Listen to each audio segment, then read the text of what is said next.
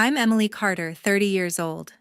Tonight, I walked into Azure, my restaurant in New York, for my parents' 30th anniversary dinner. But the second I showed up, my sister Jessica stood up, pointed at my simple dress, and sneered. "Emily, you're wearing that cheap thing to a place like this. If you're staying, why don't you make yourself useful in the kitchen like a server?" The whole table erupted in laughter. My mom wouldn't even look at me, and my dad was glued to his phone. I swallowed my anger and walked to the kitchen, not because I had to, but to keep the peace for their big night. They thought I was broke, a failure. What they didn't know, they were dining in my restaurant. And later, when Jessica's husband walked in and called me boss, their world turned upside down. If you've ever been underestimated by your own family, hit that subscribe button and comment your story below. Let's talk about it. I stood at the edge of the dining room, my heart pounding as I watched the guests settle in. My sister Jessica Carter, 33 years old, was in her element, playing the perfect host for my parents' 30th anniversary dinner. She wore a sleek designer dress, her smile sharp as she greeted everyone except me. When I approached the main table, she blocked my path, her voice dripping with disdain. "Emily, this table's for family and important guests. You think you belong here?" She smirked, glancing at the other guests.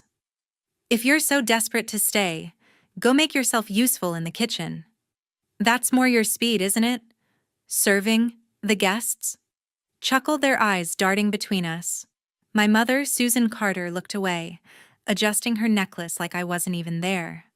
My father, William Carter, didn't bother looking up from his phone, probably closing another real estate deal. I clenched my fists, the sting of Jessica's words burning deep. "Fine," I said, my voice steady despite the fury bubbling inside. "I'll go to the kitchen. Not because I had to, but because I didn't want to ruin my parents' night. Besides, the kitchen was my domain, even if they didn't know it." As I walked through the swinging doors, the hum of the kitchen greeted me, pots clanging, knives chopping, the scent of sizzling garlic and citrus. My staff didn't bat an eye. They were used to me jumping in during big events. I nodded to Tom, a server who'd been with me since Azure opened. "How's it going out there?" I asked, tying an apron over my dress. "They're tearing into the scallops," he said, grinning. "But your sister's got opinions." Back at the main table, the first course, pan-seared scallops with a yuzu glaze, hit the plates. I'd spent months perfecting that dish, balancing the citrus tang with a buttery finish. It was a signature, a point of pride. But through the kitchen window, I saw Jessica pick at her plate, her nose wrinkling. "What is this?" she said loudly, loud enough for nearby tables to turn. "Some kind of weird fishy sauce? This is supposed to be fine dining." Susan leaned in, her voice low but cutting. "It's unconventional. Did they hire an amateur chef?" The guests murmured, some nodding along. William just shrugged, still scrolling on his phone. I gripped the counter, my knuckles whitening. Amateur, I'd poured my soul into every detail of Azure, from the menu to the staff training. These weren't just dishes, they were my art, my fight to prove myself after years of being dismissed. Jessica's voice carried again. "If I were running this place, I'd fire the chef. This is embarrassing for a Carter event." Susan sighed, shaking her head. "It's such a shame. This place had potential." Tom slipped back into the kitchen, his face tight. "They're not holding back out there," he whispered. "Your sister's telling everyone the food's a letdown." I forced a smile, but my chest tightened. I wanted to storm out to tell them they were eating my food in my restaurant. But I didn't. Not yet. I needed to keep my cool, make sure every plate was perfect. If they thought they could humiliate me in my own house, they were in for a surprise. I turned to my sous chef Maria, who was plating the next course. "Make sure the salmon's flawless," I said, my voice low. "They're not going to break me tonight." She nodded, sensing the edge in my tone. The kitchen was my sanctuary, the one place where I called the shots. Jessica could mock me, Susan could ignore me, and William could pretend I didn't exist. But out there, they were on my turf. And I was ready to show them exactly who they were dealing with. Standing in the kitchen, the clatter of pots and pans fading into the background, I couldn't shake the weight of Jessica's words. They weren't new. They took me back to Long Island, to the cold, sprawling mansion where I grew up. It was never a home, just a showcase for my dad's real estate empire and my mom's perfect image. My earliest memories weren't of family game nights or warm hugs. They were of being invisible. My sister Jessica Carter, 3 years older, was the star-poised, ambitious, the daughter my parents wanted. She was destined for boardrooms for carrying the Carter name. Me, I was the kid who'd rather be in the kitchen, the one they barely noticed. The only person who saw me was Margaret Lopez, our family's housekeeper. Margaret was more than staff. She was my sanctuary. At 8, I'd follow her into the kitchen after school, watching her dice carrots or simmer sauces. "You've got a gift, Emily," she'd say, her warm smile cutting through the chill of that house. She taught me to sear meat, to balance spices, to make something out of nothing. One day, I burned a tray of cookies, and instead of scolding me, she laughed. "Mistakes are how you learn, kid." In her kitchen, I wasn't the disappointing Carter daughter. I was just Emily, creating something real.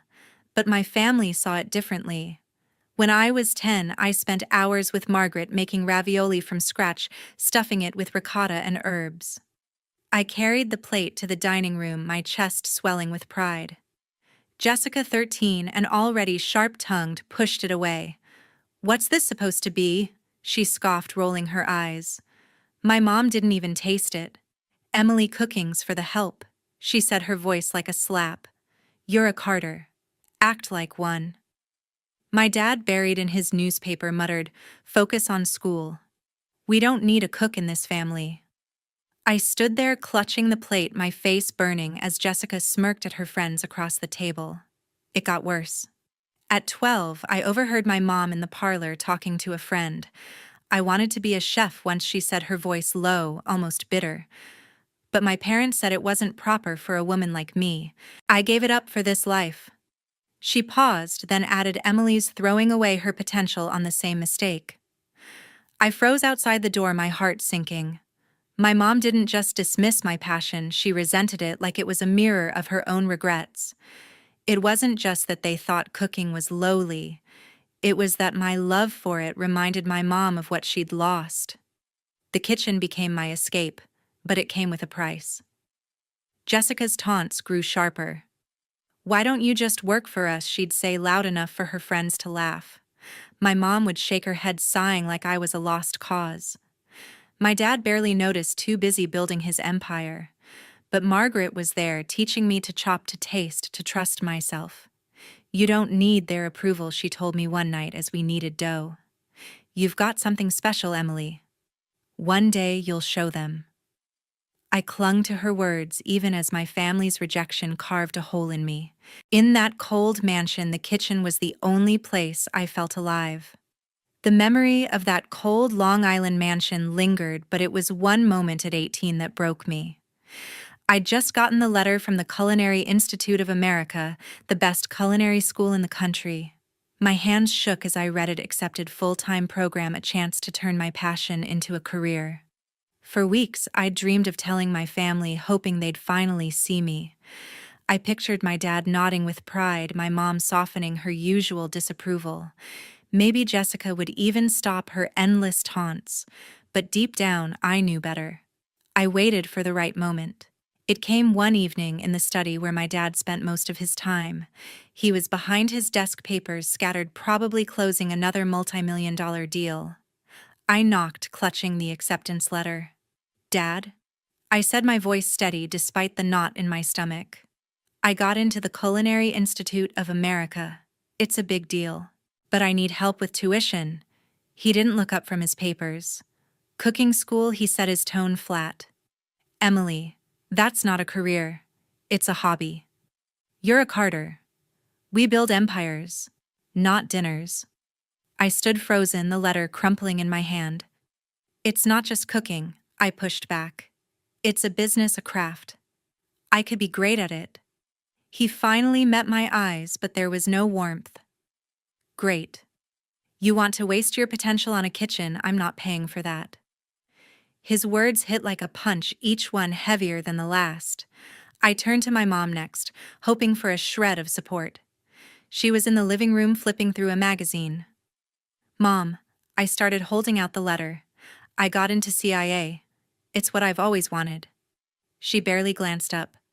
"Emily, we've talked about this," she said, her voice cold.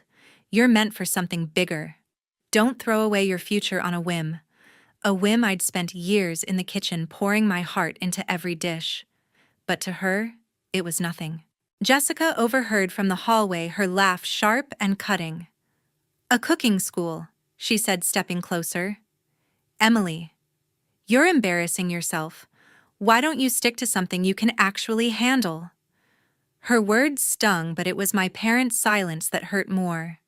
Neither of them said another word. No encouragement, no compromise, just dismissal. That night I sat in my room staring at the letter. The Culinary Institute was my shot my way out of their shadow. But without their support, it felt impossible. Tuition was steep, tens of thousands of dollars, and I had nothing but a part-time job at a local diner. I thought about begging, about trying to change their minds. But the more I replayed their words, the clearer it became. They didn't just doubt me, they didn't believe in me at all. I made a choice. At 18, with nothing but a suitcase and a few $100s saved from waitressing, I left.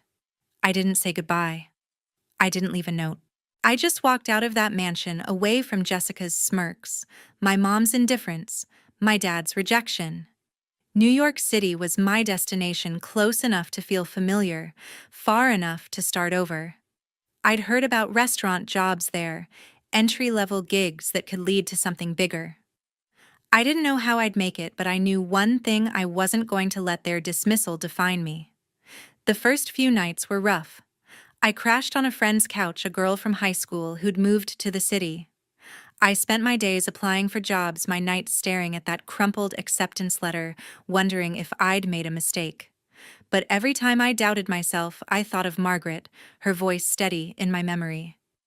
"You've got something special, Emily." She'd believed in me when no one else did, and that was enough to keep me going. Leaving wasn't just about running away. It was about proving I could stand on my own. I wasn't a Carter in their world anymore. I was Emily, chasing a dream they couldn't understand, and one day I'd make them see what they'd thrown away. New York City hit me like a storm. My first job was washing dishes at a greasy diner in Brooklyn. The hours were brutal 10-hour shifts, my hands raw from scrubbing pots in scalding water. I made barely enough to cover a shared apartment in a rundown building, but every dollar went into savings. I wasn't just working, I was learning. I watched the cooks memorize their techniques and practiced recipes on my days off. Late at night, I'd scribble ideas for dishes, dreaming of a place where I could create. A year in, I landed a server job at a midtown bistro, a step up. That's where I met David Brooks, a line cook with a quick laugh and a knack for sauces. "You're wasted out here carrying trays," he told me one night, wiping sweat from his brow. "You've got a chef's eye. Get in the kitchen." David became my first real friend in the city. He'd sneak me into the prep line after hours, teaching me to julienne vegetables and reduce stocks. "Keep at it, Emily," he'd say. "You're going somewhere." The bistro was tough, but it was a classroom. I worked my way up to prep cook, then line cook, each role a battle. The head chef was a screamer, and the pace was relentless: orders flying, plates crashing, customers complaining. But I thrived in the chaos. I started experimenting, tweaking recipes when the chef wasn't looking. One night, I slipped a new dish onto the specials board: seared scallops with a yuzu glaze. Customers raved, and David grinned. "Told you," he said. "You're a natural." Still, I was scraping by. The dream of my own restaurant felt miles away until I met Elizabeth Hayes, a regular customer and investor. She'd come in every Thursday, always ordering the specials. One night, she called me over. "You made this?" she asked, pointing to a plate of braised short ribs. I nodded, bracing for criticism. Instead, she smiled. "This is art, Emily. You've got something special." We started talking about food, ambition, the industry. Elizabeth saw potential in me not just as a cook, but as a visionary. "If you ever want to build something of your own," she said, handing me her card. Call me. Years passed, each one a grind. I bounced between kitchens, learning from every chef, every mistake. By 25, I was sous chef at a high-end restaurant in Manhattan, saving every penny for my dream. David stuck with me, always pushing me to take risks. One night over cheap beers, I told him about my idea for a restaurant, Azure, a place where food wasn't just a meal, but a story. He didn't laugh. "Let's do it," he said. "I'm in." Elizabeth was the key. I pitched her my vision: a sleek, modern space in New York serving bold, creative dishes. My signature was a pan-seared salmon with a licorice-infused sauce, a risky blend of sweet and savory that took months to perfect. Elizabeth didn't hesitate. "I'm backing you," she said. "But you'll need to prove it." She connected me with investors, helped me secure a loan, and found a space in the heart of the city. David signed on as my head chef, bringing his grit and talent. Opening Azure was a gamble. The first year was brutal: long hours, tight budgets, critics circling like sharks. But we poured everything into it. The salmon dish became a hit, written up in food blogs, then magazines. Customers lined up for our tasting menu, raving about the flavors. By the second year, Azure was a name in New York's food scene, a testament to every late night, every burned dish, every door slammed in my face. I'd done it without my family. Jessica's taunts, my mom's cold dismissal, my dad's refusal to believe in me, they fueled me. Azure wasn't just a restaurant. It was proof I didn't need their approval to build something extraordinary. Back in the kitchen of Azure, I was in my element, directing my team like a conductor. The main course, pan-seared salmon with a licorice-infused sauce, was hitting the tables. It was my proudest creation, a dish that had put Azure on the map, praised by critics for its bold, unexpected flavors. I'd spent months perfecting it, balancing the sweet, earthy notes with a crisp sear. Tonight, it had to be flawless. But as I checked plates before they went out, a familiar unease crept in.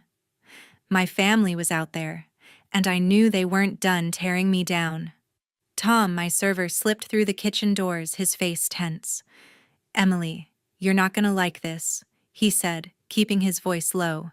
"Your sister's at it again." I wiped my hands on my apron, my stomach tightening. "What now?" I asked, bracing myself. Tom hesitated, then said, "She's trashing the salmon." Loudly. "Says it's undercooked, tastes weird. Your mom's backing her up." I felt a surge of heat in my chest, my fingers gripping the counter. Undercooked. That dish was seared to perfection, checked by my sous chef Maria before it left the kitchen. I peered through the kitchen window, catching a glimpse of the main table. Jessica was holding court, her voice carrying over the clink of glasses. "This salmon is practically raw," she announced, pushing her plate away like it was garbage. "What kind of chef serves this at a place like Azure?" "It's embarrassing." The guests around her shifted uncomfortably, some murmuring agreement. My mom, sitting beside her, nodded slowly. "It's underwhelming," she said, her tone dripping with disappointment. I expected better for such an occasion. My dad, as usual, was glued to his phone, not even touching his plate. I clenched my jaw, the anger bubbling up. That salmon was the heart of Azure. The dish that had landed us in food magazines, the one customers waited weeks to taste. And Jessica, who'd never stepped foot in a kitchen, had the nerve to call it raw. My mom, who'd dismissed my passion. My whole life was chiming in like she knew better. I wanted to storm out, to shove the reviews in their faces, to tell them this was my restaurant. But I didn't. Not yet. I had to keep it together for the sake of the night, for my team. Tom came back, his expression grim. "It's worse," he said. "Jessica's demanding we take the plates back. Says the whole table deserves a redo." I froze. A redo. That was a slap in the face, not just to me, but to my entire crew. Maria overheard and shook her head. "They're out of line, Emily," she muttered, plating another order.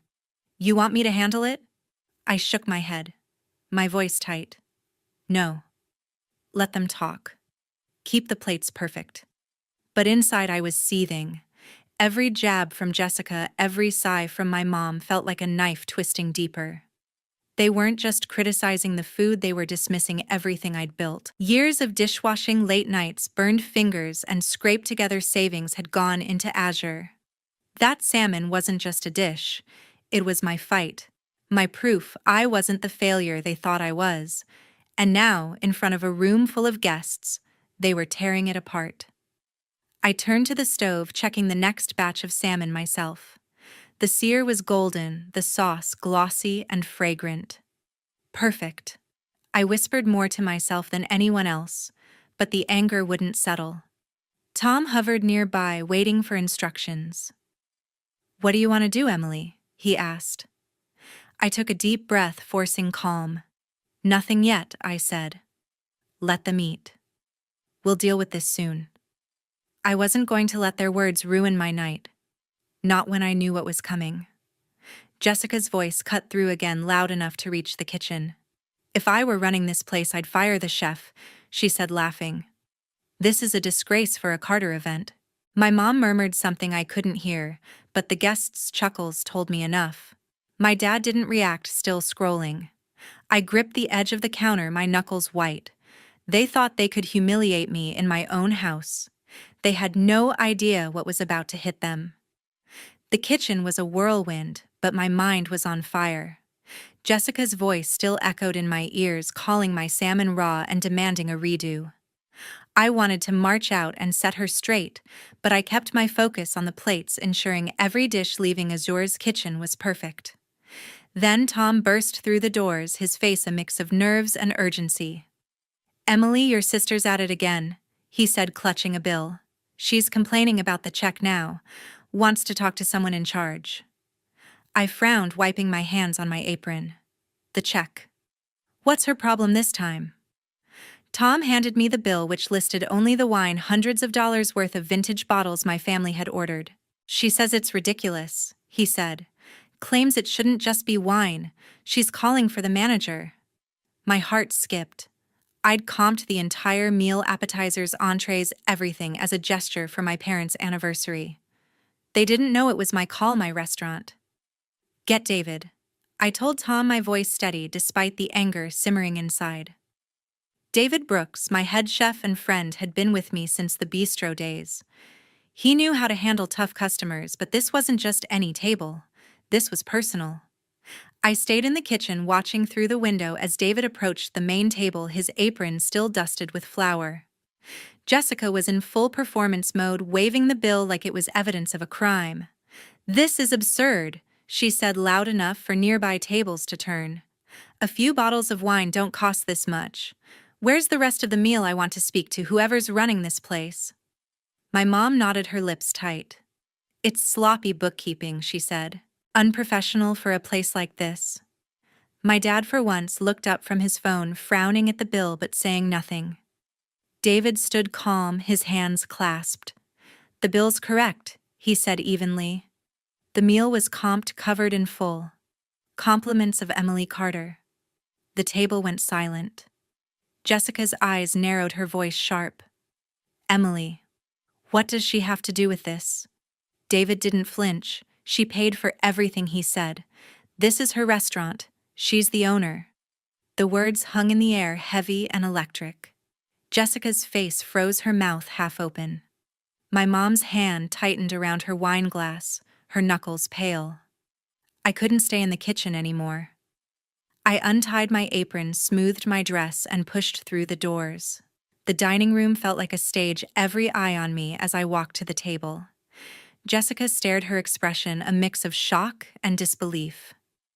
"Emily," she said, her voice wavering, "you're saying you own this place?" I met her gaze, unflinching. "That's right," I said. "Azure is mine. Every dish, every detail. I built this." Before anyone could respond, the restaurant doors swung open. Michael Reed, Jessica's husband, hurried in, his suit crisp, but his face tense. He scanned the room, then spotted me. Relief washed over him. "Boss?" he said, striding toward me. I didn't know you'd be here. I'm meeting the New York investor tonight, thought I'd swing by early. The table went dead quiet. Jessica's eyes widened, her fork clattering to the plate. My mom's glass slipped from her hand, shattering on the floor, red wine pooling like blood. Boss Jessica choked out, turning to Michael. What are you talking about? Michael blinked, confused, then gestured to me. Emily's our lead investor, he said. She's backing our new food tech startup managing restaurant supply chains. We've been pitching to her for months. If we close this deal, it's a game changer. He looked at me, oblivious to the storm he'd ignited. Right, boss. I nodded, keeping my voice calm. We're still reviewing the terms, Michael, I said. But I'm glad you're here. The truth was, I'd invested in Michael's company last year, drawn by their innovative platform for sourcing sustainable ingredients. Azure's success gave me the capital to branch out, and Michael's team had no idea I was a Carter until now. To them, I was just Emily the investor with a sharp eye for business. Jessica's face was ashen, her hands trembling. You, she whispered. You're his investor. My mom stared at the broken glass, her expression unreadable. My dad finally put down his phone, his eyes locked on me for the first time all night. The guests whispered, the air thick with tension. I stood tall, letting the moment sink in. They'd mocked me, dismissed me, but now the truth was out. I wasn't just the owner of Azure, I was the one holding the cards. Jessica recovered, first her voice sharp but unsteady. This is a joke, right? She said, forcing a laugh. You're not his investor. You're just... Emily. The way she said my name like it was an insult lit a fire in me. I stepped closer, my voice calm but firm. Just Emily, I built Azure from nothing, Jessica. I'm the one Michael's been pitching to for months, and I'm done letting you act like I'm less. Michael, still oblivious to the family drama, jumped in. She's the real deal, he said, turning to Jessica. Emily's investment could make or break our startup. We need her. His words hit like a second shockwave. Jessica's jaw tightened, and my mom's eyes flicked to me, searching for something to say. Then she spoke, her voice softer than I'd ever heard. Emily, we didn't know, she said. We're sorry for everything. I looked at her, at the woman who'd called my dreams a whim, who'd nodded along while Jessica tore me down. Sorry, it was too late for that. You're sorry now, I said, my voice steady but cold. Because I'm not the failure you thought. Because I'm someone you can't ignore. My dad shifted, clearing his throat. Emily, let's talk about this. He said, his tone almost pleading. We can make things right. I shook my head.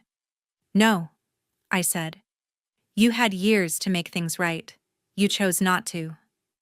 I turned to Michael, who looked caught in the crossfire. And you, I said, keeping my voice professional. Your startup has potential, but I'm passing on the deal. I don't trust partners who don't respect me. Michael's face fell, his mouth opening to protest, but I cut him off. This isn't about your pitch. It's about who you're tied to. I glanced at Jessica, letting the words sink in. Jessica's eyes flashed with anger. You're doing this to spite me, she hissed. You can't handle that. I'm better than you. I laughed, a sharp, bitter sound. Better I built this place without a dime from our family. I clawed my way up while you mocked me. I don't need your approval, Jessica. I never did. The room was silent, the guests hanging on every word. My mom reached out, her voice breaking. Emily, please. We're family. Family, I said, my voice cracking for the first time. Family doesn't dismiss you, belittle you, or tell you your dreams are worthless. I found my family elsewhere. David, Elizabeth, my team here at Azure. They believed in me when you didn't.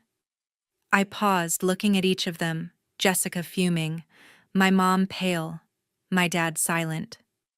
I'm done with you, I said. Don't come back here. I turned and walked back to the kitchen, my heart pounding but my head high. The guests erupted into murmurs, some even clapping softly, but I didn't look back. In the kitchen, David was waiting, his grin wide.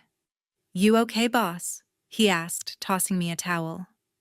I nodded, wiping my hands, feeling lighter than I had in years. "Better than okay," I said. "I'm free." This journey wasn't just about proving them wrong. It was about proving myself right. I learned something through all this. You don't need the approval of people who don't value you.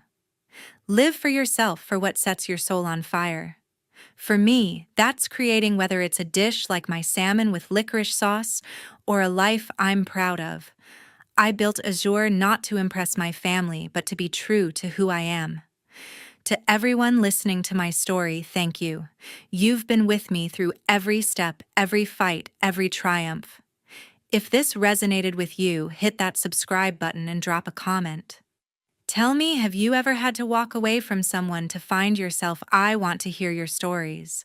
They're what keep me going, just like this kitchen does. Let's keep creating together.